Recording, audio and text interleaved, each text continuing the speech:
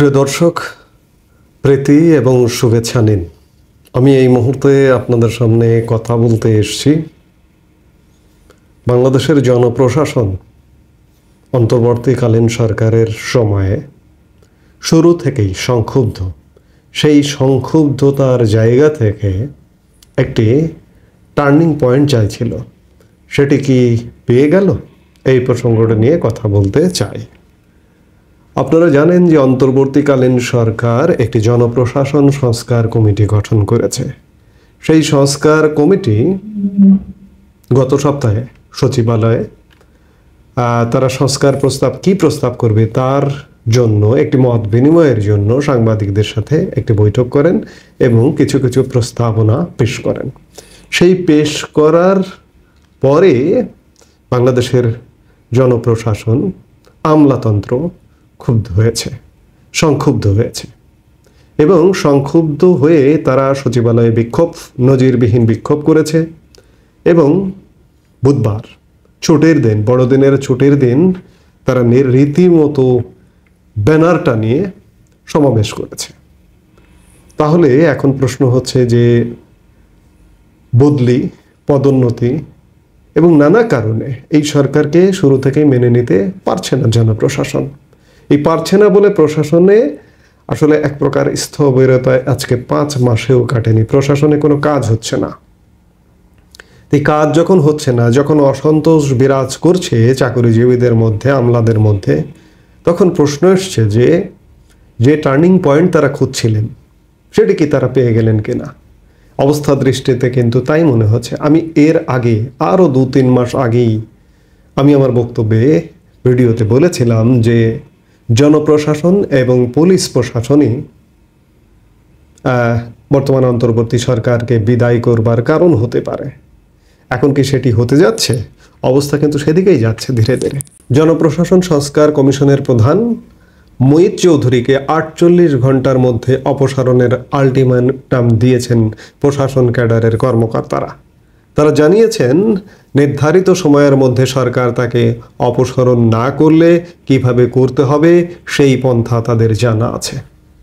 জনপ্রশাসন সংস্কারে মুহিত চৌধুরীর একটি বক্তব্যের প্রতিবাদে বুধবার 25 ডিসেম্বর রাজধানীতে রীতিমতো ব্যানারটা নিয়ে সভা করেন প্রশাসন ক্যাডারের বর্তমান ও সাবেক প্রায় 1,500 কর্মকর্তা। প্রজাতন্ত্রের কর্মচারী হয়ে সরকারের প্রতি এমন অবস্থান চাকুরিবিধি ও শিষ্টাচারের লঙ্ঘন বলে অভিহিত করেছেন বিশ্লেষকরা। তারা জানিয়েছেন সংস্কার কমিশনের কাজ এখনও শেষ হয়নি।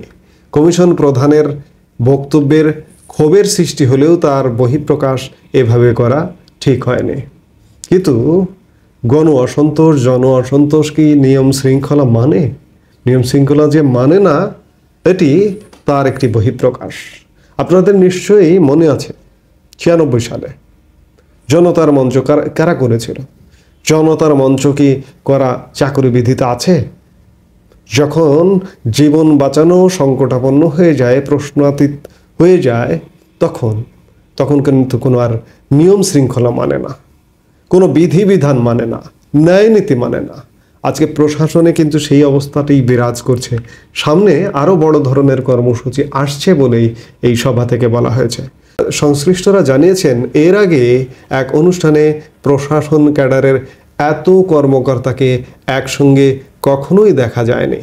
বর্তমানে 5,500 প্রশাসন ক্যাডার কর্মকর্তা রয়েছেন। আগামী কয়েকদিনের মধ্যে প্রশাসন ক্যাডারের ব্যানারে তারা রাজধানীতে বড় সমাবেশের পরিকল্পনাও করছেন। 5,500 প্রশাসন ক্যাডারের কর্মকর্তা, এর মধ্যে 1,500 খুব শর্ট নোটিসে 1,500 কর্মকর্তা যোগ দিয়েছেন। কিন্তু এর আগে 17 ডিসেম্বর এক সভায় জনপ্রশাসন সংস্কার কমিশন প্রধান আব্দুল মুহিত চৌধুরী জনপ্রশাসনে উপসচিবদের পদোন্নতি দিতে পরীক্ষা নেওয়া এবং এ পদে প্রশাসন ক্যাডার কর্মকর্তাদের কোটা 75% থেকে কমিয়ে 50% করার সুপারিশ করেন বলে জানান। এর প্রতিবাদে প্রশাসন ক্যাডারের কর্মকর্তারা নিয়ম ভেঙে গত রোববার সচিবালয়ে শোডাউন করেন। মাঠে নেমেছেন অন্য 25 ক্যাডারের কর্মকর্তারাও। তাদের সংগঠন আন্তঃক্যাডার বৈষম্য নিরসন পরিষদ গত মঙ্গলবার কলম বিরতির নামে 1 ঘন্টা কাজ থেকে বিরতি থাকেন। এছাড়া আজ বৃহস্পতিবার যে মুহূর্তে আপনাদের সঙ্গে কথা বলছি চলছে মানববন্ধন এবং 4 জানুয়ারি ঢাকায় সমাবেশের ঘোষণা দিয়েছেন। দুপক্ষকেই জনপ্রশাসন সংস্কার কমিশনের বিরুদ্ধে বক্তব্য দিতে দেখা গেছে। এটি প্রথমত জনপ্রশাসন সংস্কার কমিশনের বিরুদ্ধে বক্তব্য, কিন্তু এর নেপথ্যে আছে সরকারের বিরুদ্ধে বক্তব্য।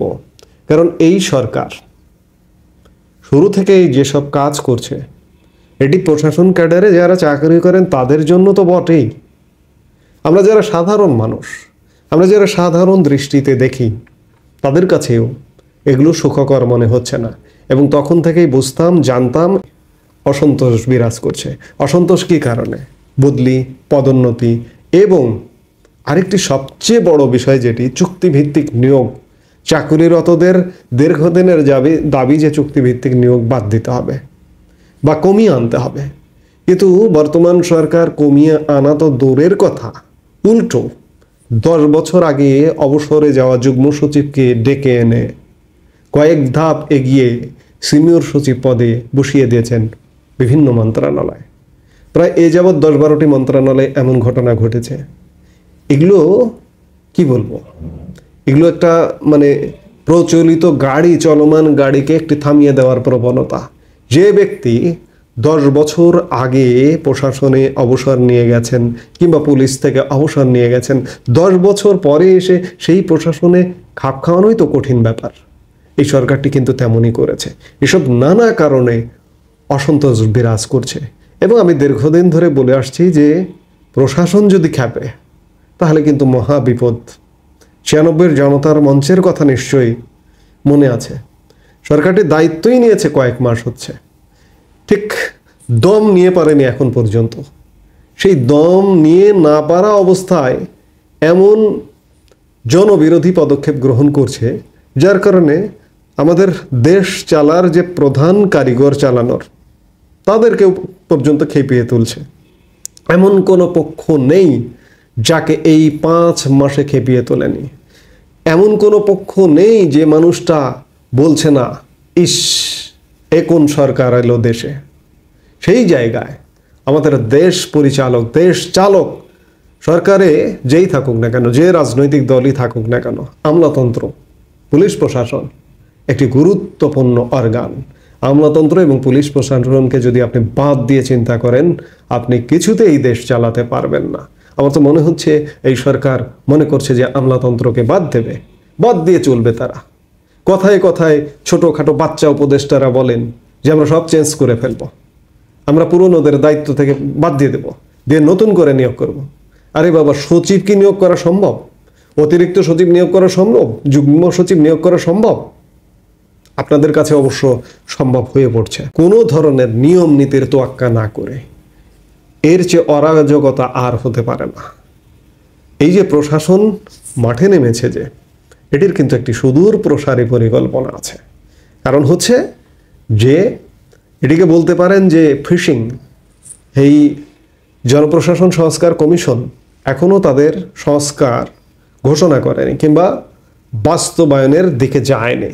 শুধুমাত্র তাদের কি পরিকল্পনা দেবে সরকারকে সেটি প্রকাশ করেছে, তাতে এই অবস্থা। তো এই যে সংস্কার বা সংস্কার পরিকল্পনাটাই এক প্রকার টোপ বা ফিশিং। এর পেছনে সরকার বেকায়দায় পড়তে বাধ্য। আমি অনেক দিন ধরে বলে আসছি, এবার প্রশাসন এবং পুলিশ কিন্তু বেকায়দায় ফেলবে। ফিশিংটা কেমন আপনি একবার চিন্তা করুন তো। ছাত্র আন্দোলনের ফিশিং টোপ কি ছিল? কোটা থেকে পরে রক্ত, ব্লাড চাই। সরকার বিরোধী পক্ষ ব্লাড চায়, ব্লাডটা আর একটা ফিশিং। এই যখন কোটা থেকে শুরু ছিল তখন স্বাভাবিক ছিল। যখন একের পর এক ষড়যন্ত্রমূলকভাবে সারা দেশে রক্ত ঝরানো হলো, তখন কিন্তু সাধারণ মানুষের মনেও একটা শঙ্কা দেখা দিয়েছে, দাগ লেগেছে। রক্তের দাগ কে সইতে পারে? সাধারণ মানুষও তখন না বুঝে এদের পক্ষে, ষড়যন্ত্রকারীদের পক্ষে নেমে গেল এবং আন্দোলন বেগমান হলো, সরকার পতন হয়ে গেল। ঠিক তেমনি আজকে জনপ্রশাসন বেশ কয়েক মাস ধরে একটা ফিশিং টোপ চাইছিল, আজকে ফিশিং টোপ পেয়ে গেছে। আমি জানি না এই টোপে শেষ হবে কিনা এবং সরকার এটিকে কিভাবে মোকাবেলা করবে। আগের সরকার, আওয়ামী লীগ সরকার কোটা সমস্যার সমাধান করেছে, সমস্যার সমাধান করবার পরেও আন্দোলন জারি রেখেছিল। তখনই বুঝে যাওয়া উচিত বা বোঝা গেছে যে এটি আসলে কোটার আন্দোলন নয়, এটি অন্য আন্দোলন, আওয়ামী লীগকে ফেলতে হবে এই আন্দোলন। ঠিক তেমনি একটি অসহনীয় অন্তর্বর্তী সরকার, আমি অন্য সব কিছু বাদ দিলাম, অন্য সব কিছু দিয়ে দেশ ভালো চলছে, কিন্তু প্রশাসন কেমন চলছে? চলছে না। প্রশাসন ক্যাডারের কর্মকর্তারা যে আন্দোলনে নেমেছেন, নজিরবিহীন অংশগ্রহণ, মাত্র শর্ট নোটিশে ১৫০০ কর্মকর্তা যোগ দিয়েছেন বুধবারের আলোচনা সভায়। সামনে ৪ জানুয়ারি তারা সমাবেশ ডেকেছেন, সারা বাংলাদেশ থেকে ডেকে আনবেন। আছেন কোথায়? এটি এখন সরকার কিভাবে দমন করবে? এটি সরকারের অপরিপক্ক বুদ্ধিতে, সরকার পরিচালনার অভাবের বুদ্ধিতে আমলাদের সাথে পেরে উঠবেন কিনা সে ব্যাপারে যথেষ্ট সন্দেহ আছে। আমলারা কিন্তু ডোজ দেওয়ার কথা বলেছেন, এই সভায় বলেছেন যে এই বুধবারের সভাটা হচ্ছে ২০০ পাওয়ারের ডোজ, ৪ জানুয়ারির সভাটা হচ্ছে ৫০০ পাওয়ারের ডোজ, এরপরে প্রয়োজনে তারা সার্জারি করবেন। এখন দেখা যাক তারা সার্জারি করেন কিনা, কারণ আমি একজন সাধারণ নাগরিক হিসেবে সরকারের সিদ্ধান্তে মানতে পারছি না। কারণ অনেক ক্ষেত্রে সকালে এক সিদ্ধান্ত দেয়, বিকেলে সেই সিদ্ধান্ত চেঞ্জ। আর খানিক আগে তো বললাম বদলি, পদোন্নতি এবং ডায়পার পরা শয্যাশায়ী লোকজনকে ডেকে এনে সচিব বানানো হয়েছে। এগুলো তো গ্রহণযোগ্য নয়। প্রশাসন ক্যাডার যারা আন্দোলন করছেন এর ফলাফল দেখার অপেক্ষায় আছে। এই মুহূর্তে এ পর্যন্তই। সবাই ভালো থাকুন, সুস্থ থাকুন।